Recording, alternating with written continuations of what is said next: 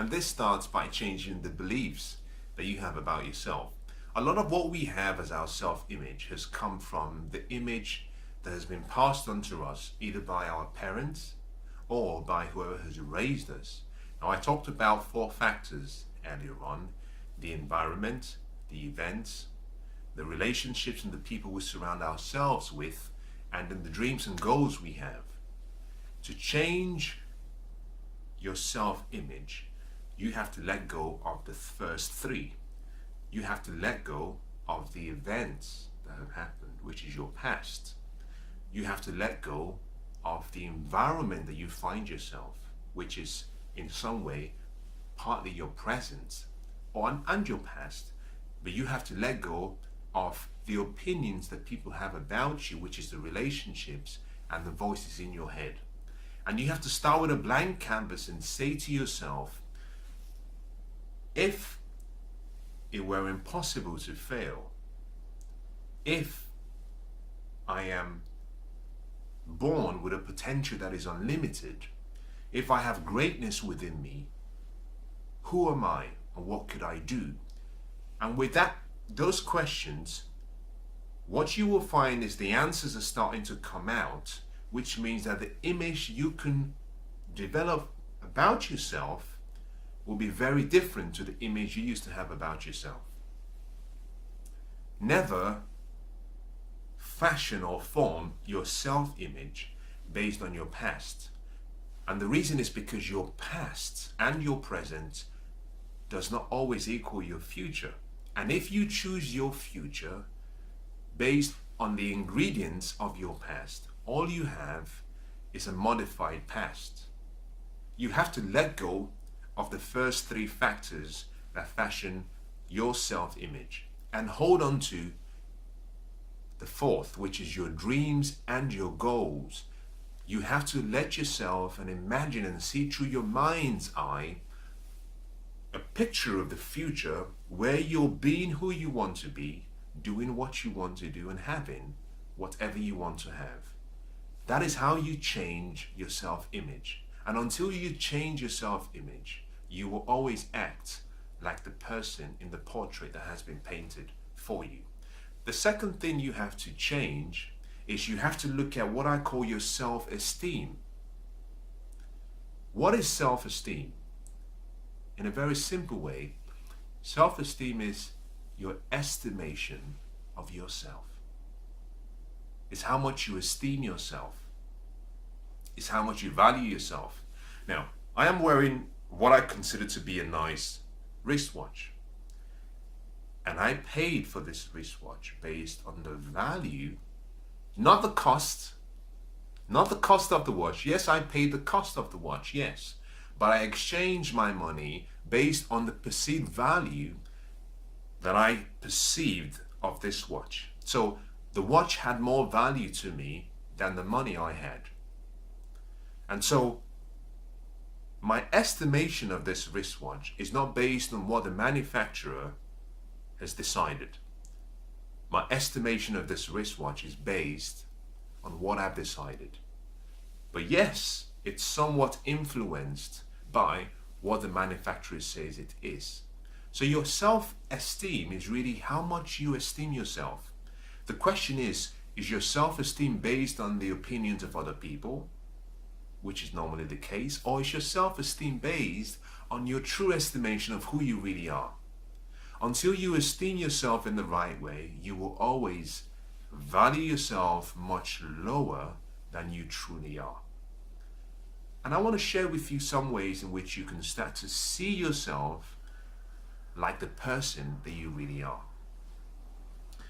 If I were to take let's say an 80 carat or 100 carat diamond ring, and I place that diamond ring in a very expensive boutique store on Bond Street in London, that ring will attract a lot of people. Some might offer me as much as $10 million. Some might offer as much as, who knows, 10 million pounds, 15 million pounds.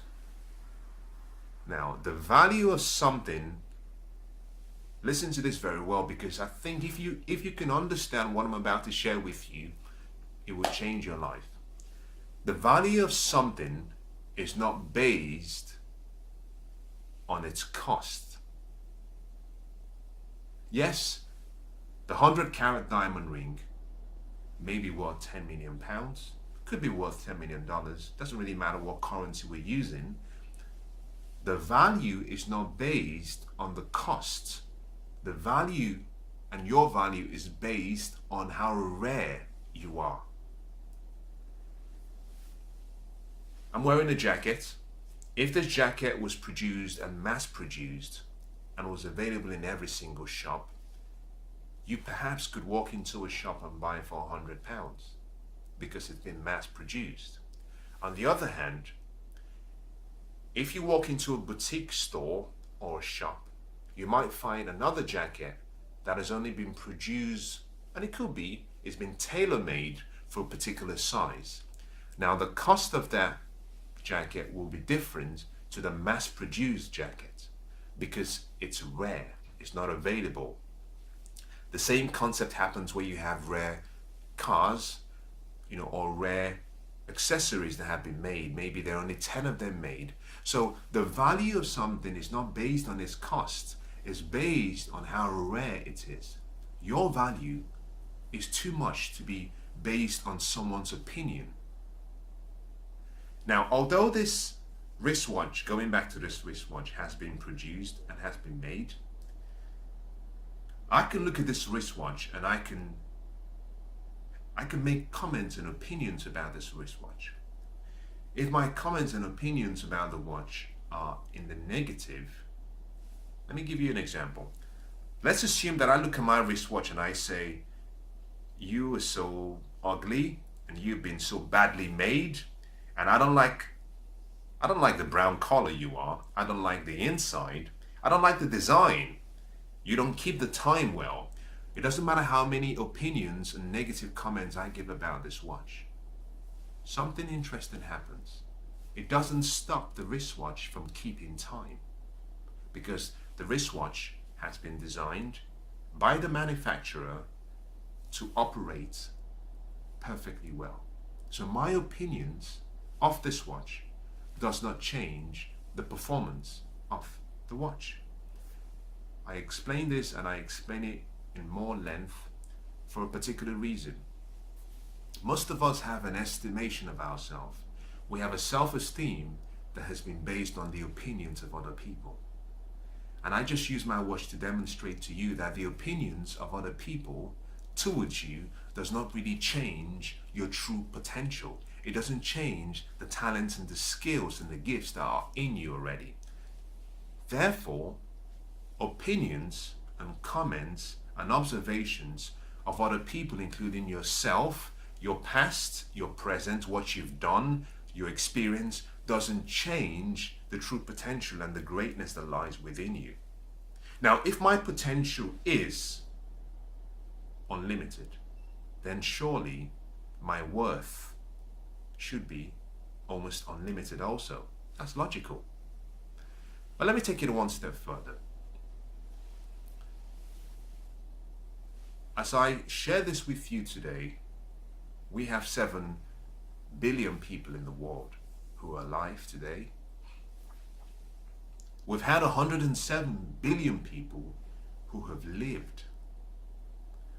Of the 107 who lived in the past, none of them was like you. None of them had the same DNA, none of them had the same fingerprints, none of them could smile, none of them could love, none of them could sing, none of them could actually snore, if you snore, none of them could actually embrace life like you do. None of the 107 billion people was like you. Of the 7 billion people who are still alive today, none of us is like you. Now, long after me and you are gone,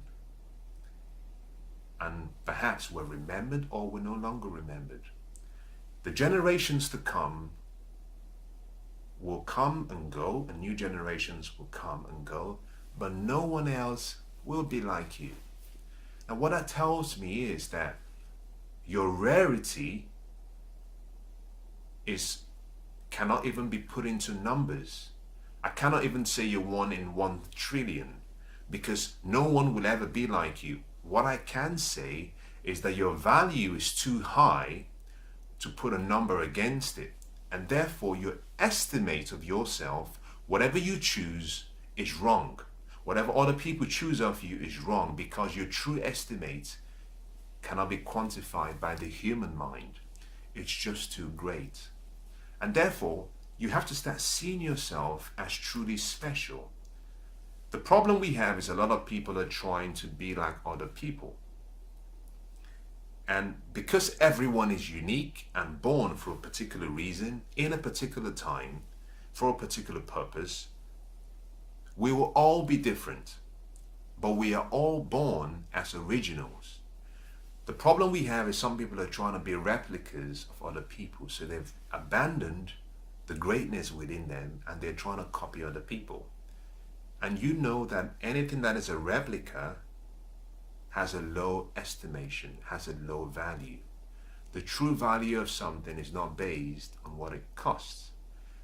Your value and your self-esteem should be based on how rare you are, because there's never been another like you, and there never will be another like you.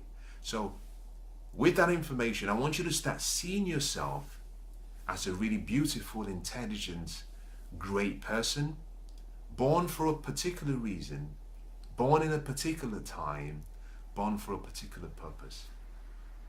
Your self-esteem cannot be quantified. So relax. You're in good hands. Now the third item is your self-ideal. Now why is this important? We started by talking about your self-image, which is that picture. We talked about your self-esteem, which is your estimation of yourself. Next is your self-ideal.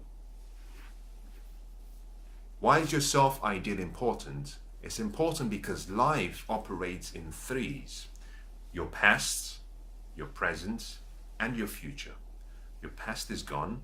We are celebrating your present. You invest in the time to listen to me. This is your present. This is now. But your future will come. But your future has to be something that you can see in the now to be able to get to that future that you see. So your self-ideal is the ideal image you have about yourself. And let me share this with you, and I hope you listen. Your potential is unlimited. Your potential is connected to your purpose, which is the reason you were born. Connected to your purpose is a solution that you were born for. You are a solution. I am a solution. What that means is that a solution must always come together or as a package deal with a problem. You can't have a solution without a problem. That means that there is a problem that you're here to solve.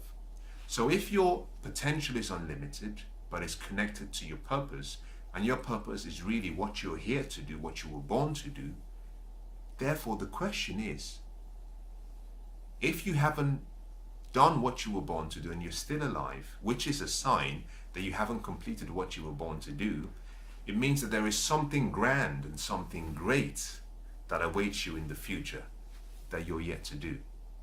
So your ideal image of yourself is the picture that you have about yourself based on all of the possibilities of what you can be, what you can do, and what you can have. Now let me say that again.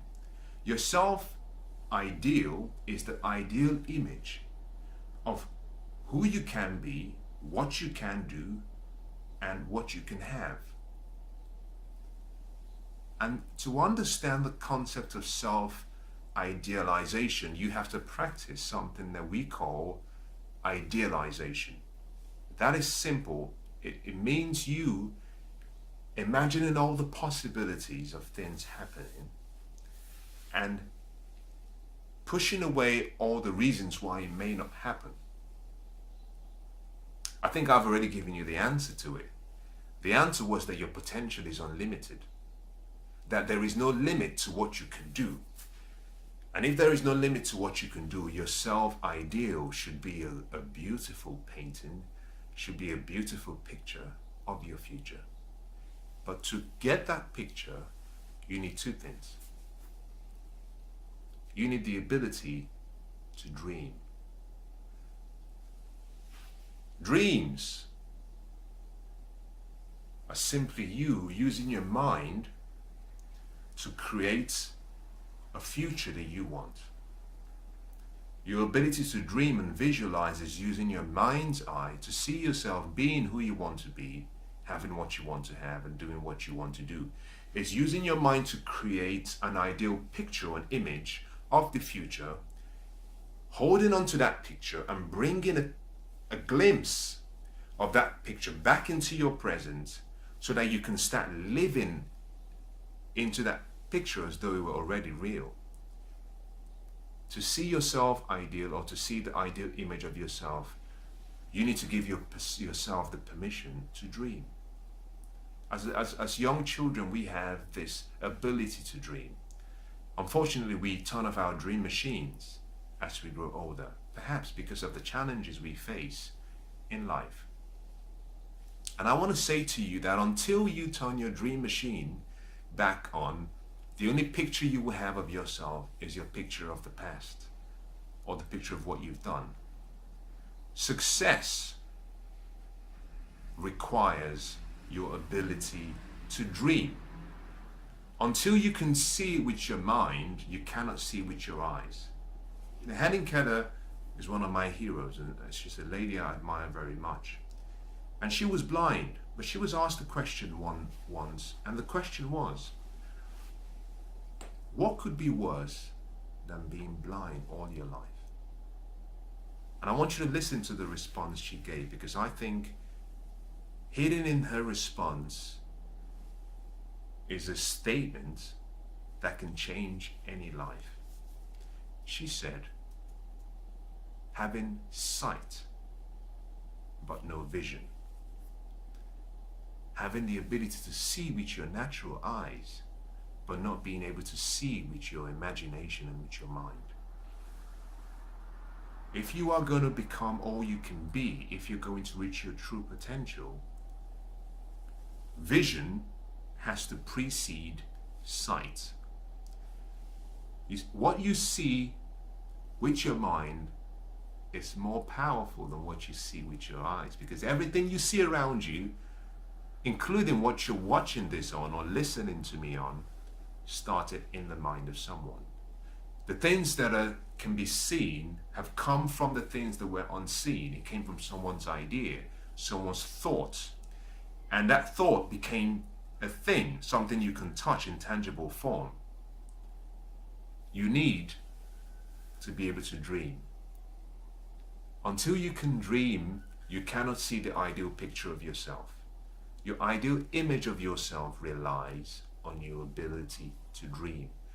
So I want to encourage you to do two things. One, let go of any past success you've had. Let go of any comments from other people that you've received. And instead, give yourself the permission to dream, to paint on this canvas the picture of who you think you can become, and hold on to that image. Now, when you take your self-image and you take your self-ideal and you take your self-esteem and you start to fashion it in a way that fits who you really are, something interesting happens. You start to change. And this feeds into item number 4, which is your self-confidence. What is self-confidence? Well, your self-confidence is a picture combined with words about yourself that you say back to yourself. I'll say that again.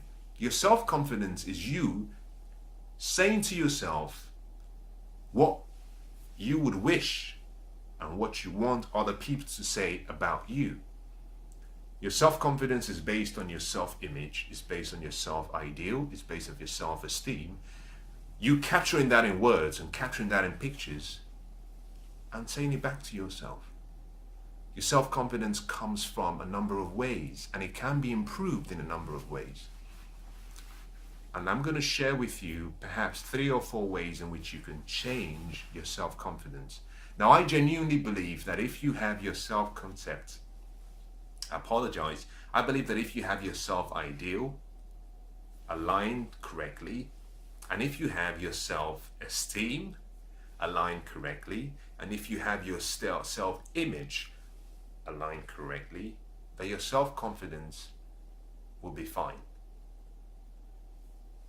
But what happens if you find yourself in a place where you do not have self-confidence? Let me share something with you, and I hope this changes your life if you are in that category. The first thing to remember is that self-confidence has to come from within, not without. If you're waiting for someone to make you feel confident, you will always be trapped by other people's opinions, and you will always be trapped by the timing of other people. This means that if they don't say the right words to you, then you're not confident. And if they don't turn up, then you're not confident. The power of choice is so big, it's so huge, you cannot give that away. You see, all of the greatness is in you. Don't look for confidence outside, look within yourself. But let's not kid ourselves. There will be times when you don't feel very confident. And the question is, what do you do? How do you change your self-confidence? There are 4 ways in which you can change your self-confidence. To change your self-confidence, you have to understand that there is an emotional part of you. There is a spiritual part of you. Whether you believe that or don't, doesn't really matter. There is a mental part of you, and there's a physical part of you. You can change your self-confidence by renewing each of those parts. Let's start with the physical. Changing your physical posture, the way you stand, the way you sit, as simple as that might sound, is one of the fastest ways to change your confidence. Let me say that again. Changing your physical posture, the way you stand, the way you sit, that relies on you changing what we call your physiology, which is the movement of your body or the positioning of your body. Now you can see me moving my body, and I'm doing that to show you something. Now I want you to observe what I do next. Now if I'm sitting in a way that I'm slumped and my head is down, I'm assuming a physiology, I'm assuming a posture of someone who's not confident. There's something called the mind-body connection. I love what Tony Robbins says, and he's a master in this area. He said, emotion comes from motion. What you do with your body decides how you feel. And conversely, how you feel would also affect what you do with your body. So how you assume your posture, if you assume a posture of someone who is confident, and you stand with your shoulders up, and you look straight at someone, then you're assuming a physiology of someone who is confident. One of the ways of, and I love when I meet younger kids and I meet people, a simple way of knowing someone's level of confidence is when you meet them, observe how they introduce themselves and how they look at you. People who are confident give you a warm shake. They welcome your presence. They are not intimidated by your presence. They're gentle in their ways. But they look you in the eye when they introduce themselves. And they look you in the eye when they're talking or speaking to you. And that is a sign of confidence. That is really saying, I believe in myself. I believe in who I am. I believe in what I'm saying, and I have integrity in who I am. On the other hand, people who do not have a lot of self-confidence tend to shy away. Doesn't mean they're superior or inferior. No, it's simply that they perhaps need to develop their self-confidence. And the fastest way to do it is change your physiology. Another way you can do it is change your voice tonation. Talk louder. Talk with confidence. That starts to change your self belief in yourself at that particular time. So by simply changing your physiology, your posture, changing the way you speak, that starts to change your self-confidence immediately. Another way to change your self-confidence is to change, and we're still dealing with the physical side, is to change what you focus on. Because whatever you focus on, you will feel. Whatever you focus on, you will attract. If you focus on something empowering, you will attract empowering responses and events into your life. If you focus on disempowering thoughts, you will attract disempowering thoughts.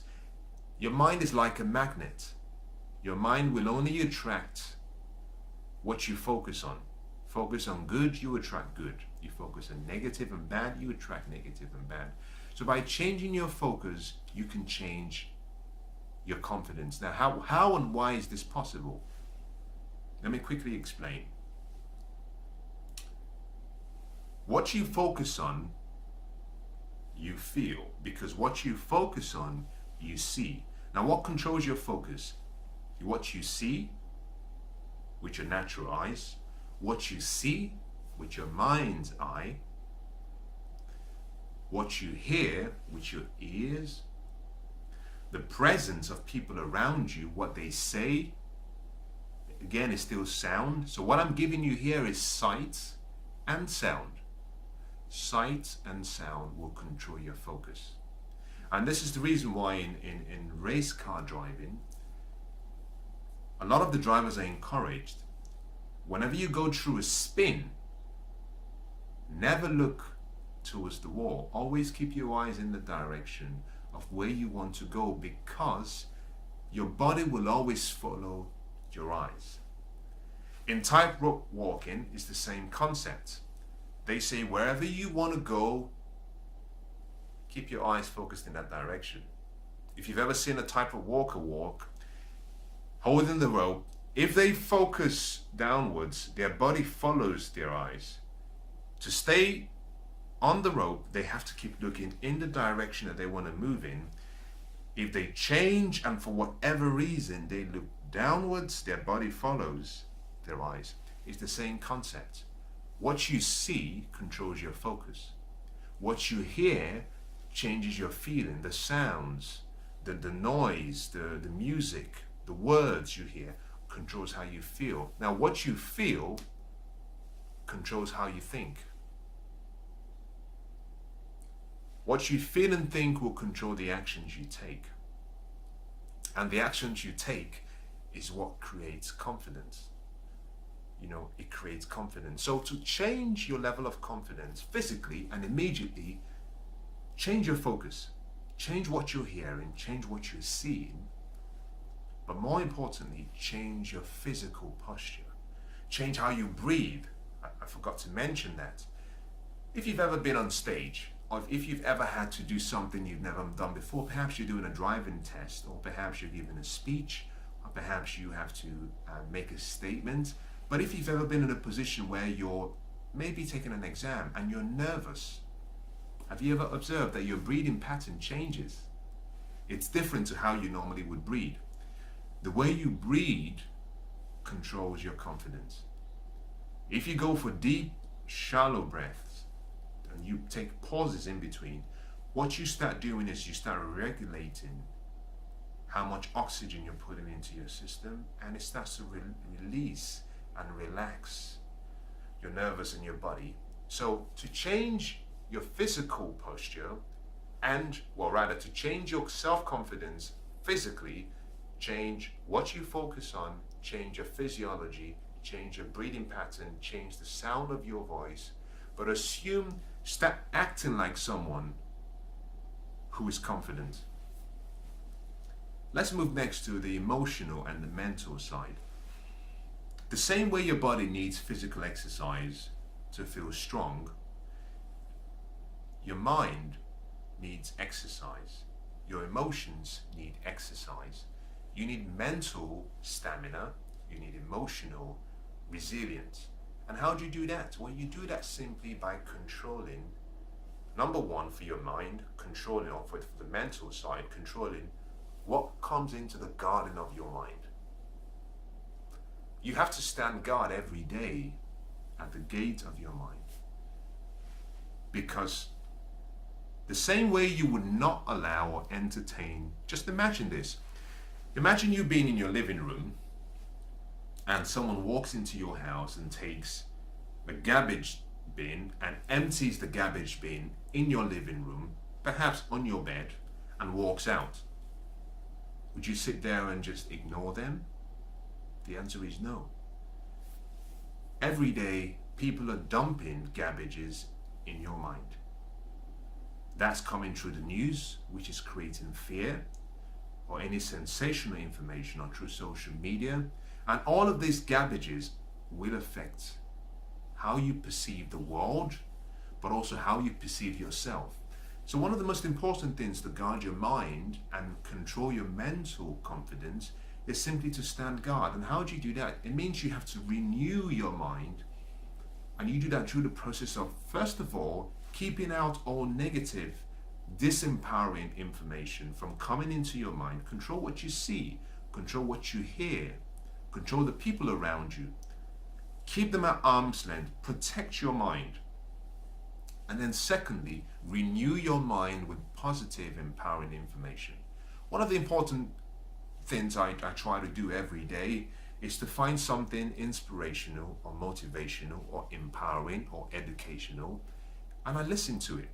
You know, there are audiobooks, there are audio recordings, there are normal books that I read, and I do that simply because I understand that it takes, for every negative thought that comes into my mind, I need about 20 positive thoughts to displace that negative thought. Your brain is designed not to make you feel good. That might come as a shock to you, but your brain is not designed to make you feel good. Your brain is designed to protect you.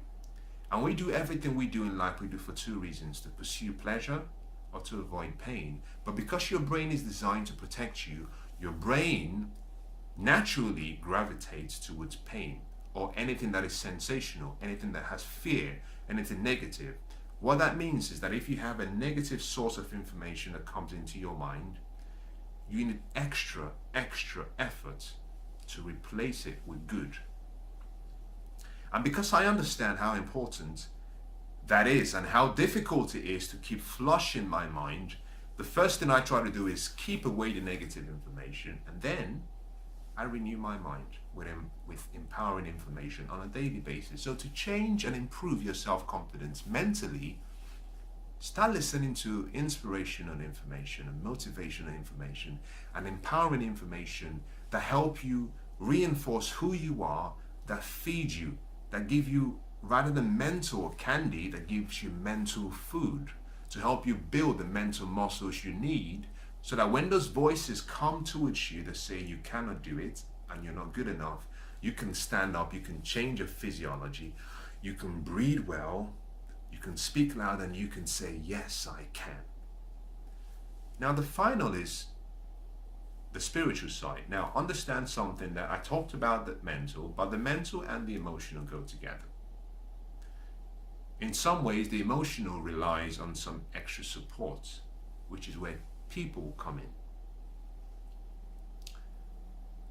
80% of your happiness will come from the relationships you have.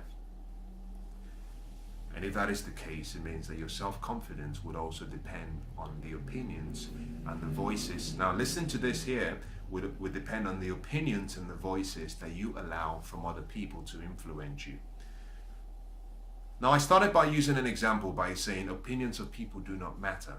But I like an ancient script that says in the Bible, that says that Jesus asked his disciples, who do the people say that I am? And they gave him so many different responses. Some people said you are the prophet, some people said you are a healer, some people say you are a good man. And he asked his disciples, now who do you say that I am? Now I find that part of this unique scripture quite interesting, because what is said to me was two things. One, that the opinions of people will always will always be available. There's nothing you can do about it. People will always have opinions. But the account of the story says that one of the disciples went on to say, none of the disciples could answer the question. One of them was bold enough to say, this is who I think you are.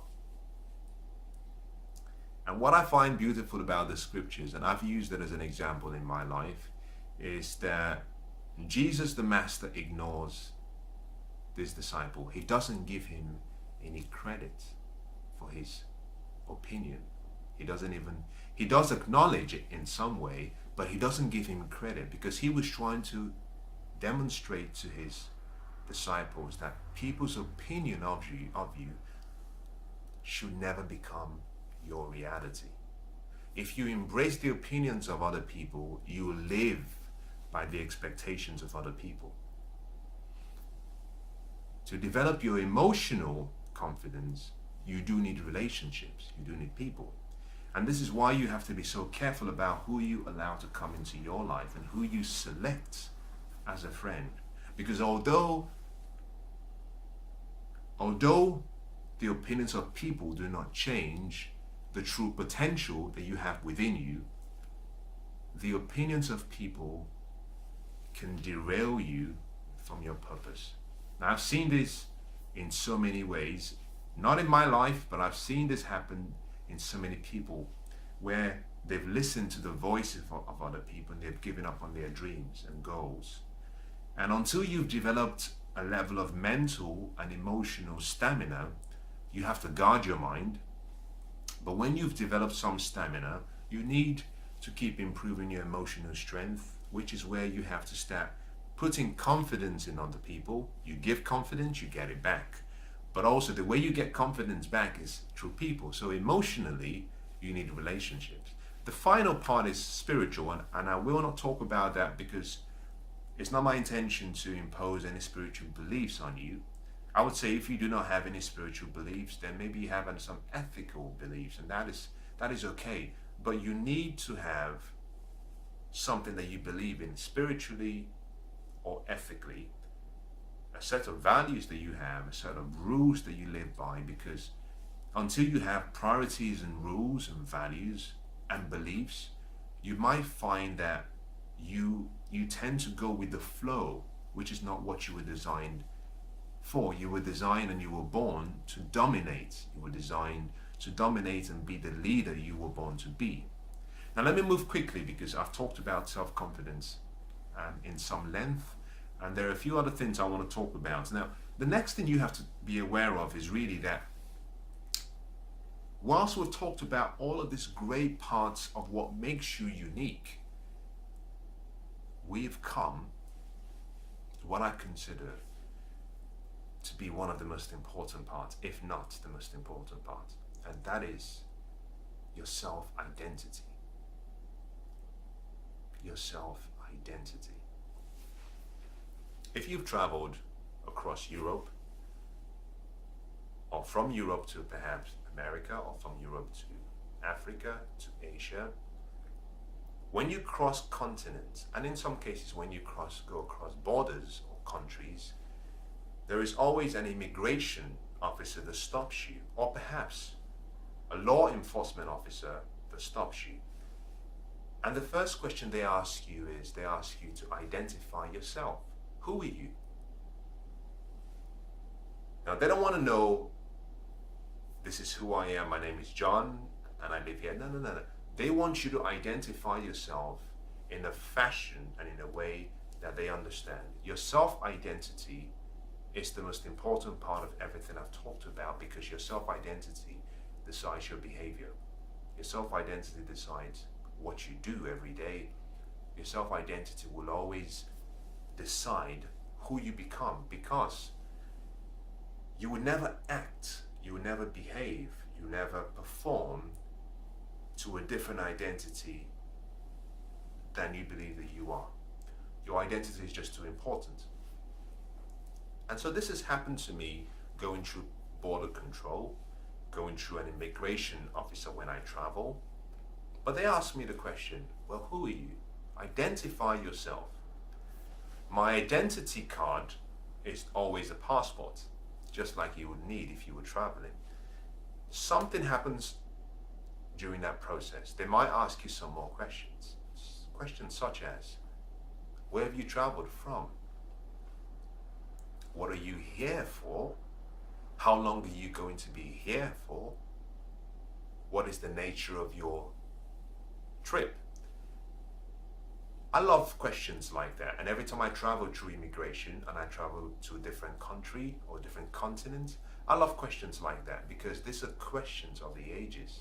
These are questions of life. Hidden in some of the questions that you're asked by some of these immigration officers are questions that can bring you back into focus, that can bring you back into understanding what life is all about. The question, who am I, is a question of the ages. The question, why am I here, is a question of the ages. The question of what am I here to do is a question of the ages. The question of when am I going to leave, or rather how long will I be here for, is a question of the ages. Philosophers, theologians, and scientists have pondered on all these questions, trying to understand how human life came into existence. So when I'm asked these questions, I get excited because it reminds me that I was born for a reason. I was born in a particular time. I was born for a particular purpose, to support a particular group of people. But let's come back to what I'm trying to get at. It's my identity card or my passport has my name, it has my photograph, it has a few extra information, it has my age or where I was born. You see, these bits of information help me identify myself. In the same way, your self-identity comprises of everything we've talked about here. Now listen to this. Everything that we've talked about here, your self-image, your self-esteem, your self-ideal, your self-confidence, all of that supports or comes together to make the cocktail of what is your self-identity. But there are one or two extra items that we haven't talked about, and I will not talk about in this short time we have left. Your values, your morals and your beliefs, your philosophies of life, all come into the same cocktail. And they fashion and they form what we call your self-identity. Identify yourself is the question they ask. If you've ever seen a military film, in some cases you might see a military film where it's perhaps too dark. One person says to the other person, identify yourself, so that I can recognize you and I can decide how I react or respond to you. My question to you is, if I sat with you face to face and you were a few feet away from me and I could see your smile and I said to you, identify yourself, what would you say your identity is? The answer to that question will decide who you become and whether you fulfill the greatness that is hidden within you. Let me give you a story that I think is very profound. It's a story about the frog and the scorpion. One sunny day, a frog comes to a pond, a river of water, a body of water, and he's trying to swim across from one side to the other side. And just as he's about to jump in, a scorpion arrives, and the scorpion says to the frog, would you mind, Mr. Frog, if I could jump on your back because I cannot swim? Would you be so kind to let me ride with you on your back and you can deposit me on the other side safely? The frog thinks about this for a few minutes and he says, I'm sorry, I can't help you. I'm really sorry. The scorpion says, why would you not help? The frog says, well, it's rather obvious. You are a scorpion. I am a frog. Scorpions always sting and kill frogs. If I have you on my back, surely as we travel through the body of water, you will sting me and I will die. And I have no intention of dying, not today. And so the scorpion says to the frog, I understand, but you're not really thinking with your frog brain. You're being a bit froggy here. If I sting you halfway through the body of water, yes, you will drown, you will die, but I will die as well. And I do not want to die. I simply want to get from this side of the water, across the body of water to the other side. And so the frog thinks about it for a number of minutes, and he says, well, that kind of makes sense. He says, let's go. Jump on my back. I'll be happy to take you across. According to the account of this story, surely as the frog initially feared, halfway through, the scorpion stings the frog. And just as the frog is about to go down, he asks the scorpion a question. He says, you promised you wouldn't sting me. What have you done? Why did you do this? I'm about to die, yes, but so are you. Why did you do this? And hidden in the response of this scorpion is a lesson in life that we must hold on to, and really explains the whole concept of your self-identity.